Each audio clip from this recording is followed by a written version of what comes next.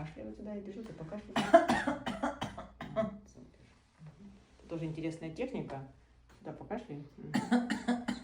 Волновая терапия. В данном случае здесь мы создаем волну за счет собственной кашля.